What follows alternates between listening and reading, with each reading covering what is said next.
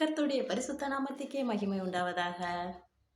நான் தனியாக நடக்கவில்லை. என் கூட இயேசு இருக்கிறார். நான் தவறி விழுவதில்லை. அப்படியே விழுந்தாலும் இயேசு என்னை தாங்கி பிடித்துக் கொள்வார். ஆமென். நம்ம நடக்கும் போதெல்லாம் நமக்கு லைட்டா கால் ஸ்லிப் ஆகும். அப்ப நம்ம கீழ விழ போவோம். அப்ப நம்ம தேவனை கர்த்தர் நம்ம கீழ விழக்கூடாதுன்னு நம்மளை தாங்கி பிடிப்பாருங்க. நம்ம நினைக்கிறோம், ஐயோ! காலு ஸ்லிப் ஆகி கீழ விழ போனோமே! நம்ம விழலேன்னு. கிடையாதுங்க. நம்ம விழலேன்னு நம்ம நினைக்கக்கூடாதுங்க. கர்த்தர் நம்மளை தாங்குனார். உன்னை தாங்குவேன், உன்னை தப்புவிப்பேன் தேவனை கர்த்தர் சொல்லியிருக்கிறார்லங்க. அது நிறைவேற்றுவாருங்க. பலத்தினால நம்ம பலக்கிரமத்தினால நம்மளால எதுவுமே செய்ய முடியாதுங்க. அவருடைய ஆவியினால தாங்க நமக்கு செய்ய எல்லாம் கூடும். ஆமென். கர்த்தர் நம்மள தாங்கலன்னா, நம்ம நெறைய இடத்துல விழுந்திருப்போங்க.